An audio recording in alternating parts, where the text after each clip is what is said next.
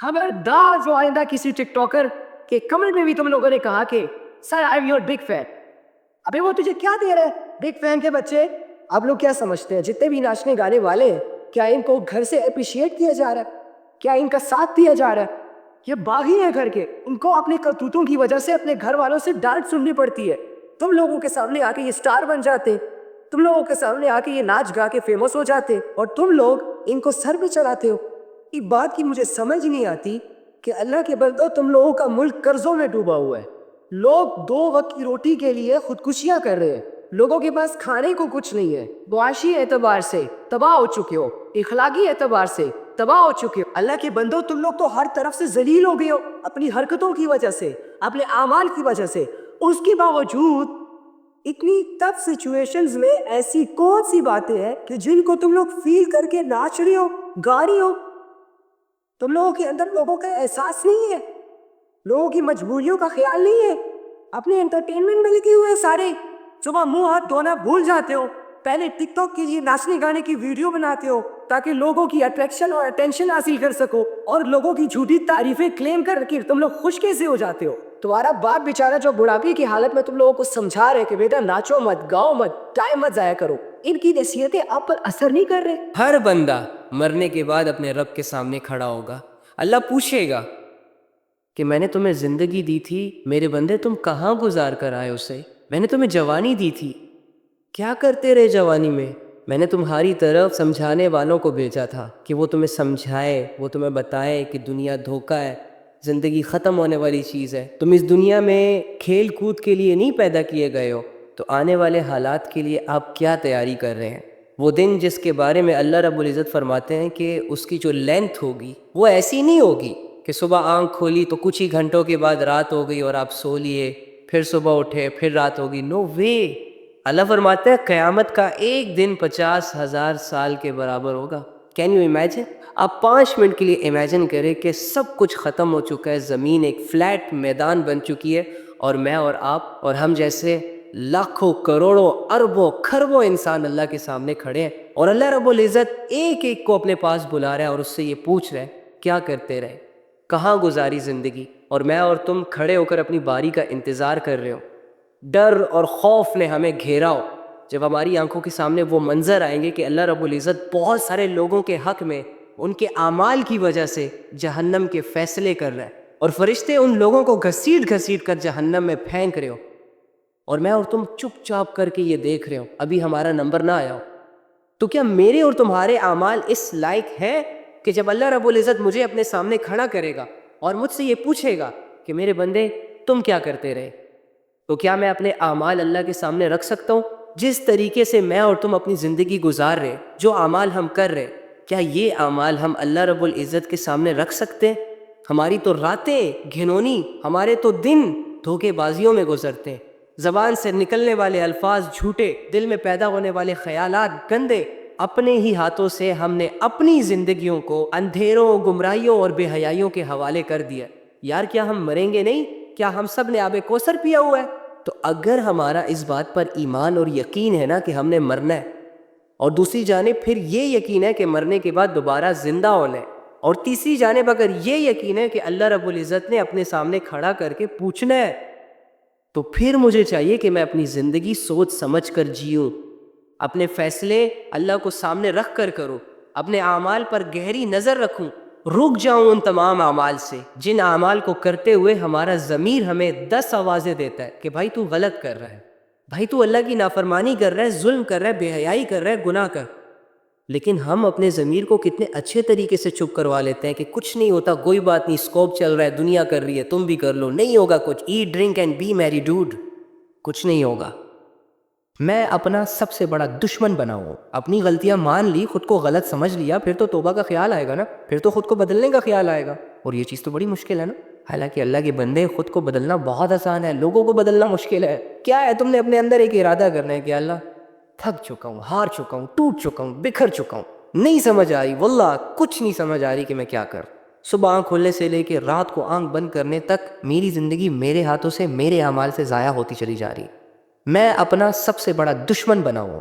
तो अल्लाह मुझे माफ़ कर दे, अल्लाह मुझे ठीक कर दे, अल्लाह जिन चीज़ों की वजह से मेरी ज़िंदगी बर्बाद हो रही है आज के बाद मैं नहीं करूँगा। بس آپ ٹھیک ہو گئے. کون سی بڑی راکٹ سائنس ہے اس میں؟ خود کو بدلنا کون سا مشکل ہے؟ وہ اعمال جو آپ کو برا بناتے ہیں، وہ لوگ جن کے ساتھ اٹھنے بیٹھنے بات کرنے ٹائم دینے سے آپ کی پرسنالٹی ڈاؤن ہوتی ہے، ان لوگوں کو چھوڑنا ہوتا ہے، منہ موڑنا ہوتا ہے. بس بن گئے آپ اچھے انسان. ایک زہر کا گھوٹ ہے، پی لو. ارے وہ والا زہر نہیں جس سے بندہ اللہ کے بہت قریب چلا جائے. یعنی اگر آپ گناہوں کے شوقین ہیں، آپ نے ساری عمر گناہوں میں، لذتوں میں اور اللہ کی بغاوت میں گزاری ہے، تو پھر جب آپ ایک دم سے ان ساری چیزوں کو چھوڑنے کا سوچیں گے تو یہ آپ کو ایسا ہی لگے گا جیسے یار ایک زہر کا گھونٹ ہے جو مجھے پینا ہوگا. اور یہ جو کمزوری سی فیل ہوتی ہے کہ پتہ نہیں میں بدلوں گا بھی کہ نہیں، پتہ نہیں میں ٹھیک ہوں گا بھی کہ نہیں. بھائی تو ہوگا ٹھیک، بہن تو کوشش تو کر. جب ایک بندہ بگڑ سکتا ہے، حالانکہ بگڑنا تو چاہتا ہی نہیں ہے، تو وہ بندہ ٹھیک بھی ہو سکتا ہے نا، کیونکہ وہ تو ٹھیک ہونا چاہ رہا ہے. تو اللہ تو انسان کی چاہت پہ فیصلے کرتا ہے. جب آپ کے پاس کوئی برائی نہیں ہوگی کرنے کو تو کیا رہ جائے گا کرنے کو؟ نہیں کیا. مسلمان بننے کے لیے، مومن اور ایماندار بننے کے لیے آپ کو خواہشوں سے لڑنا پڑتا ہے، آپ کو دنیا کے اصولوں کو ٹھکرانا پڑتا ہے، بہت سارے لوگوں کو راضی رکھنا پڑتا ہے، اور اللہ کی خاطر بہت سارے لوگوں کو ناراض بھی کرنا پڑتا ہے. آپ کو ایک ایسے خدا کی عبادتیں کرنی پڑیں گی، ایک ایسے خدا کی بات ماننی پڑے گی جو ایک ہے، جس کا کوئی شریک نہیں، جس کا کوئی وجود نہیں، جو نظر نہیں آتا، جو آپ سے یہاں بات نہیں کر سکتا. اس کی معرفت کو ڈھونڈنا ہوگا، اس کی قدرتوں پر غور کر کے اسے سجدے کرنے ہوں گے. اور وہ سجدے کبھی کبھی آپ کو پھیکے لگ سکتے ہیں، کبھی کبھی آپ کو مشکل لگ سکتے ہیں، لیکن آپ نے ان ساری سچویشن سے لڑ کے اپنے اللہ کو راضی کرنا ہے، اپنے ایمان کو برقرار رکھنا ہے، اور اس ایمان کی حالت میں اس دنیا سے جانا ہے. پھر جا کے جو تم چاہتے ہو وہ تمہارے ہاتھ آئے گا. یہ نہیں کہ فارمیلٹی پوری کرنے کے لیے لا الہ الا اللہ محمد رسول اللہ پڑھ لیا، وہ بھی زبانوں سے، تو جنت ہم پر فرض ہو گئی ہے. میں اللہ رب العزت کے تمام انعامات کا مستحق ہوں گا. آج سے پہلے جو بھی کیا تم نے چھوڑو، اس کی ٹینشن نہ لو، سب کچھ بھول بھلا کے اللہ کے سامنے کھڑے ہو جاؤ، محبت کا قیام کرو، عاجزی کا رکوع کرو، اور امید کی کیفیتوں سے اللہ کو سجدے کرو. اور 2 رکعت نفل پڑھنے کے بعد اللہ کے سامنے ہاتھ اٹھاؤ، چولی پھیلاؤ، جتنا گر سکتے ہو، جتنا بچ سکتے ہو بچ جاؤ اللہ کے سامنے. جتنی عاجزی ہے تمہارے اندر ساری اللہ کے سامنے رکھ دو، اور اللہ سے کہو کہ اللہ بہت بڑے بڑے گناہ لے کر آیا ہوں، اے اللہ بہت بڑی بڑی بغاوتیں لے کر آیا ہوں، جانے انجانے میں نے ہر وہ چیز کی جس سے تو نے منع کیا، کچھ لوگوں نے کروائی، کچھ اپنی مرضی سے کی. اے اللہ یہ چھپن چھپائی کی زندگی مجھ سے مزید نہیں جی جا رہی، میں اب تیرے سے جڑنا چاہتا ہوں. میں آیا ہوں اپنا جرم قبول کرنے، اپنے گناہوں کو معاف کروانے، کیونکہ ایک آیت میرے کانوں تک پہنچی ہے. اور میں اگر تم سے ایک پرسنل بات شیئر کروں اپنی، جب زندگی تنگ ہو چکی تھی مجھ پر، جب لوگ نہیں سمجھ رہے تھے مجھے، جب مجھے میرے گناہ اور میرے گندے اعمال ڈرا رہے تھے، تو قرآن کی اس آیت نے مجھے ایک نئی زندگی دی. اگر یہ آیت میں نہ پڑھتا تو شاید آج میں آپ لوگوں سے یہاں بات نہ کر رہا ہوتا. اور وہ ہے قُلْ يَا عِبَادِيَ الَّذِينَ أَسْرَفُوا عَلَىٰ أَنفُسِهِمْ لَا تَقْنَطُوا مِن رَحْمَةِ اللَّهِ. کہ اے نبی میرے ان بندوں کے پاس جاؤ جنہوں نے اپنی جانوں پر ظلم کیا، گناہ کیے، بہت بڑے بڑے لیول کے، اللہ کو ناراض کیا. جاؤ ان کے پاس اور ان سے کہو کہ اللہ کی رحمت سے مایوس نہ ہونا، اللہ سارے گناہوں کو معاف کر دے گا. یہ مت سوچنا کہ اللہ گناہ معاف نہیں کرے گا. جب میں نے یہ آیت پڑھی تو میں خوش ہو گیا، مجھے ایک نئی زندگی مل گئی، ایک نیا راستہ مل گیا. تو تم بھی جاؤ اللہ کے پاس اور اللہ سے کہو کہ اللہ میں بھی گنہگار ہوں، اللہ میں بھی ان لوگوں میں شامل تھا جو تجھ سے دور بھاگتے ہیں، لیکن میں آ گیا میرے رب، اب نہیں جاؤں گا، مجھے بھی قبول کر لے. یہ گناہ کیے میں نے، بس ان کو معاف کر دے. اللہ سے اپنا حال بیان کرو، اور جب تم معافی مانگو تو خوشی خوشی اٹھو کہ تم نے جس رب کے سامنے اپنے گناہوں کی معافی مانگی ہے نا، وہ بہت بخشنے والا ہے. اب یقین کرو اور اس کے بعد سے نئی زندگی شروع کرو. کیا مشکل ہے اس میں؟ چھوڑ دو بے حیائی، چھوڑ دو گناہ، چھوڑ دو غفلتیں. کتنی دفعہ کی ہیں تم نے یہ ساری چیزیں؟ کیا فائدہ ملا؟ کچھ بھی نہیں، آگے بھی نہیں ملنے والا. بس پھر اپنی زندگی عبادتوں کے ساتھ جوڑ لینا، علم کے ساتھ جوڑنا، اچھے لوگوں کے ساتھ اٹھنا بیٹھنا، سب ٹھیک ہو جائے گا. اور جو بھی حالت اللہ رب العزت کی طرف سے تم پر آئے اس پر صبر کرنا، اس پر راضی رہنا، اور اللہ سے کہنا کہ اللہ حالت تو بڑی مشکل ہے، لیکن اگر اس مشکل حال میں تیری رضا مجھے مل رہی ہے تو اٹس اوکے، ٹھیک ہے. ہاں دنیا کی پرواہ نہ کرو، اپنے آپ کو اللہ سے جوڑو گے تو ایک مضبوط انسان بن کر لوگوں کے سامنے آ پاؤ گے. اگر اللہ سے دور بھاگتے رہے تو باوجود اس کے کہ دنیا میں تمہارے نام کے چرچے ہو گے، لیکن تم اپنے آپ کو کبھی بھی مطمئن نہیں کر سکو گے، ٹھیک ہے. تو بس توبہ کریں گناہوں سے، رک جائیں بے حیائیوں سے، منہ موڑیں اللہ کی بغاوتوں سے، اللہ سے دور جانے کے بجائے اللہ کی طرف آنے کی کوشش کریں گے نا کوشش؟ یہ تو نہیں کہو گے کل سے کروں گا، پرسوں سے کروں گا، ابھی سے۔ السلام علیکم ورحمۃ اللہ وبرکاتہ۔ میری بات سنو، چاہے تم لڑکی ہو چاہے تم لڑکے ہو، پورے غور و فکر سے اور دل سے اور پوری سننا۔ تمہارے دل میں بھی گلے شکوے ہیں نا کہ کوئی نہیں ہے تمہارا؟ کسے بتاؤں اپنے دل کے راز؟ یہ دنیا میرے ساتھ ایسا کیوں کر رہی ہے؟ یہ لوگ میرے ساتھ ایسا کیوں کر رہے ہیں؟ اور میں خود بھی کچھ کر کیوں نہیں پا رہا؟ آخر میں ایسا کیوں؟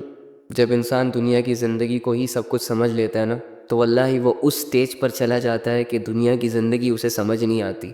اینی ہاؤ، تو ایک کام کر، آج رات جب سب سو جائے نا تو چھپکے سے اٹھنا، کسی کو کانوں کان خبر نہیں ہونی چاہیے، اور سب سے الگ تھلگ ہو کر جا نماز پکڑ، بچھا اور اس پر کھڑا ہو جا، ہاتھ باندھ، آنکھیں بند کر، امیجن کر کہ تیرا رب تیرے سامنے کھڑا ہے، وہ رب جس کا تو بندہ ہے، اور اسے اپنا سب کچھ مان، اور یہ تصور کر کہ آج میں اپنے رب کو اپنی حالت دکھانے آیا ہوں، آج میں اپنے رب سے اس دنیا کی شکایتیں کرنے آیا ہوں، آج میں اپنے رب سے دل کے راز بیان کرنے آیا ہوں۔ 2 رکعت نفل نماز پڑھ، اور نماز پڑھنے کے بعد جھولی پھیلا دے، ہاتھ اٹھا دے، بچھا دے خود کو، اور دل کی گہرائیوں سے پکار اپنے اس رب کو جو تیرے دل کے حال کو جانتا ہے، جو تب بھی تیرے ساتھ تھا جب دنیا تیرے ساتھ نہیں تھی، جو تب بھی تیرے ساتھ تھا جب دنیا تجھے جانتی نہیں تھی، اور جو آج بھی تیرے ساتھ ہے۔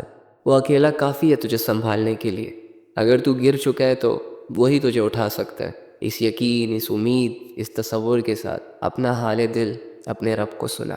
ایک آنسو کا قطرہ نکل آیا نا، یا تیری آنکھیں صرف نم ہو گئی، یا چلو اگر تمہیں صرف اتنا احساس ہو گیا کہ میں اللہ کے سامنے بیٹھا ہوں، میں اللہ ہی سے بات کر رہا ہوں، یقین کر کے اٹھنا کہ تیرا رب تجھ سے راضی ہے۔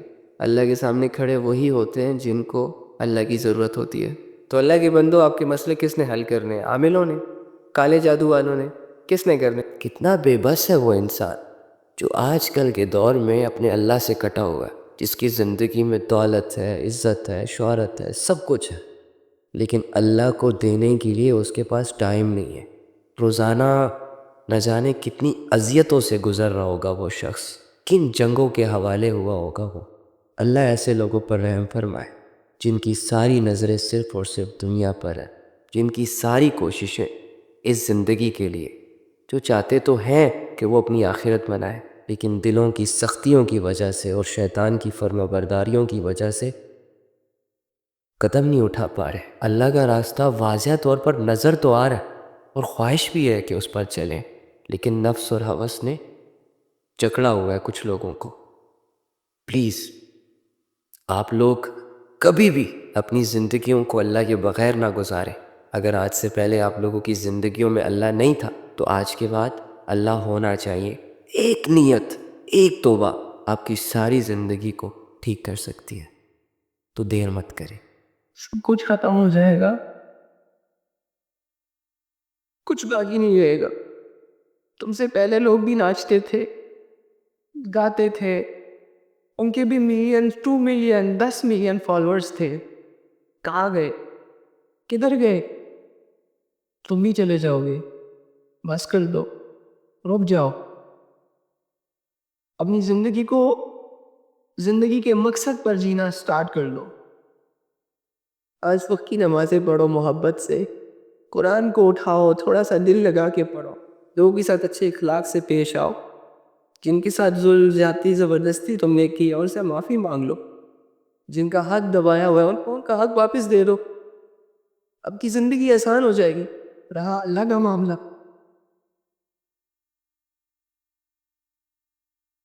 ارے یار اللہ نے تم ایسی راضی ہو جانا ہے، اس کو تو منانا بھی نہیں پڑتا، بس صرف دل میں سوچنا ہوتا ہے کہ یار اب غلطی کر بیٹھا ہوں، معاف کر دیتا ہے وہ علیم و بذات الصدور، وہ تو دلوں کی باتوں کو بھی جانتا ہے۔ تم بھلے اپنی زبان سے توبہ کے الفاظ ادا نہ کر، توبہ کا تصور ہی تمہارے سارے گناہوں کو معاف کر دے گا۔ وہ تمہاری بہت قدر کرتا ہے یار، تو اسے بہت محبت کرتا ہے۔ آ جاؤ اپنے پاس، پلیز ابھی آؤ گے نا؟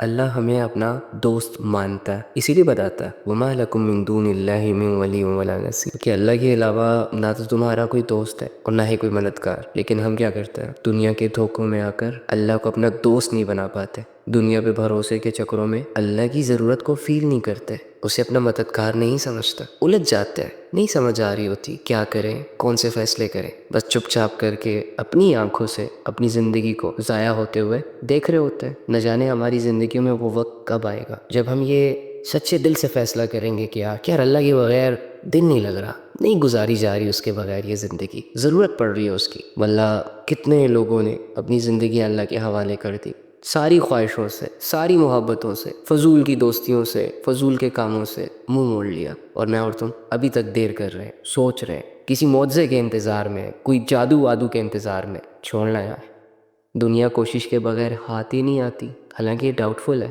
کبھی ملتی ہے کبھی نہیں ملتی، لیکن کوشش ہم کر گزرتے۔ تو اللہ تو کہتا ہے کہ جو میری طرف ایک قدم اٹھاتا ہے میں اس کی طرف چل کر آتا ہوں، جو چل کر آتا ہے میں اس کی طرف دوڑ کر جاتا ہوں۔ یعنی انسان کی ایفرٹ چھوٹی ہوتی ہے لیکن اللہ کا ریوارڈ انسان کی ایکسپیکٹیشن سے بھی ہائی ہوتا ہے، بڑا ہوتا ہے۔ اس رب کو پانے کے لیے سٹرگل نہیں کر رہے، ارادے کرتے ہیں کمروں کے باہر وہ ارادے ٹوٹ جاتے ہیں۔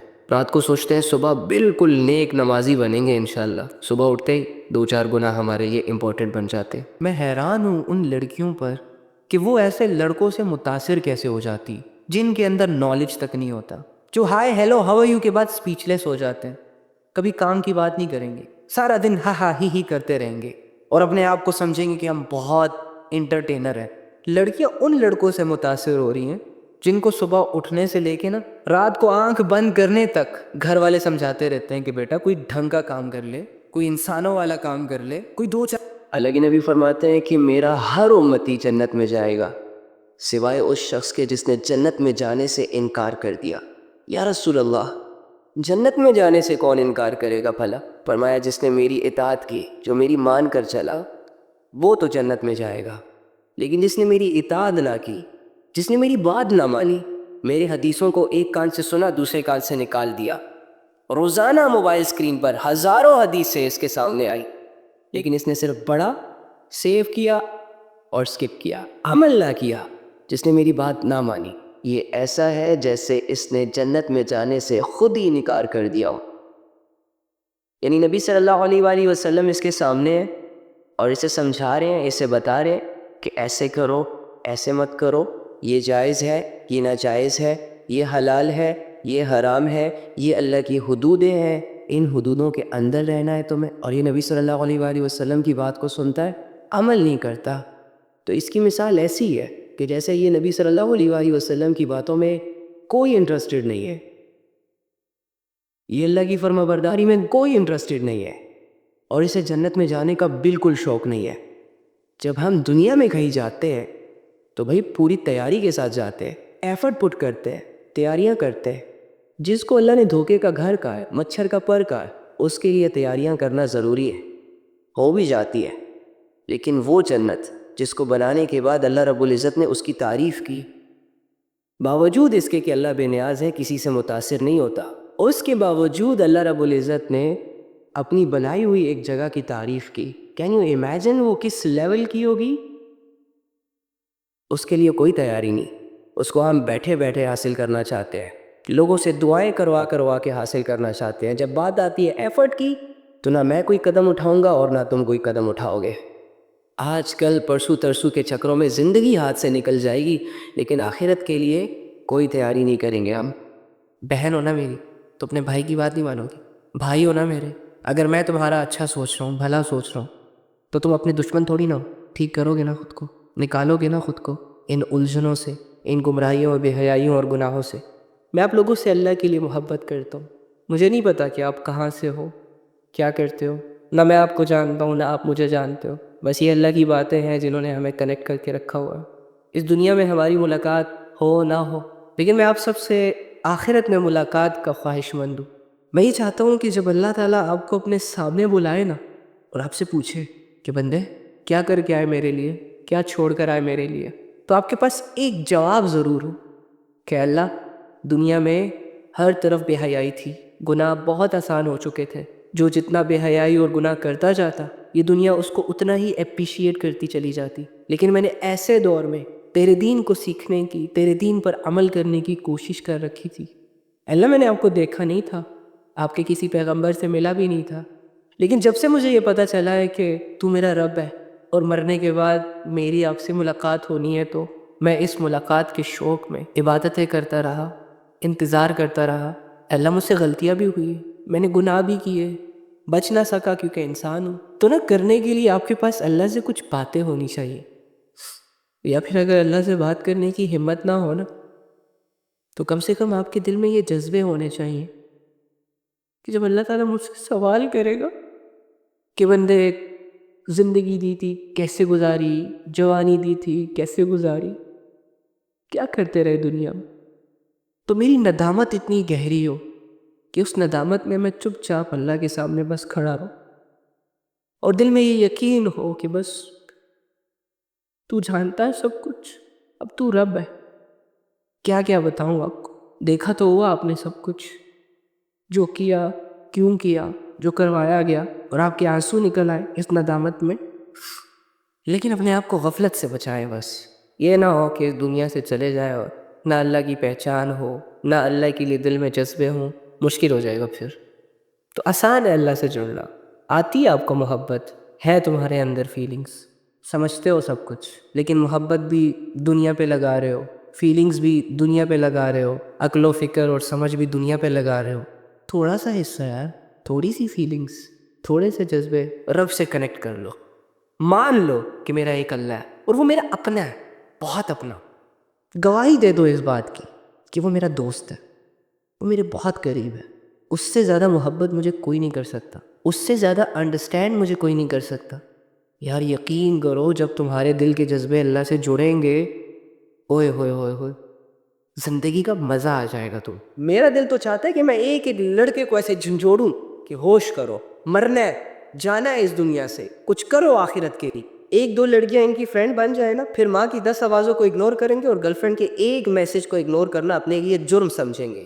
اتنے گرے ہوئے لوگ بڑی بڑی کامیابیاں کیسے اویل کریں گے؟ جن کی سوچ اتنی چھوٹی ہو، جن کی سوچ ہی ابھی لڑکیوں سے نہ نکلی ہو، ٹک ٹاک سے نہ نکلی ہو، ناچنے گانے سے نہ نکلی ہو، وہ لوگ دنیا میں کیسے چینج لائیں گے؟ ایک سوچی سمجھی سازش کے تحت ان کے ذہنوں کو غلام بنایا، ان کو ننگے جسموں کا شوقین بنایا گیا. اب اگر ان کے سامنے سافٹ ویئر کے ذریعے سے بھی کوئی لڑکی ناچتے ہوئے سامنے آئے گی نا، تو یہ اپنی ریئل زندگی سے کٹ آف ہو جائیں گے. او بھائی موبائل ہے، نہ تمہاری اس تک اپروچ ہے، نہ تم اسے جانتے ہو، نہ تم نے اسے ریئل میں دیکھا، نہ تم اس سے ملے. اس کے باوجود کچھ لوگوں نے گھنٹوں گھنٹے صرف اپنی آنکھوں کی لذتوں کو پورا کرنا ہوتا ہے، اور آنکھوں کی لذتوں کو پورا کرتے کرتے اللہ کے وہ احکامات جو کہ یہ ریئل میں کر سکتے ہیں، جو کہ یہ فزیکلی کر سکتے ہیں، ان کو اگنور کر دیں گے.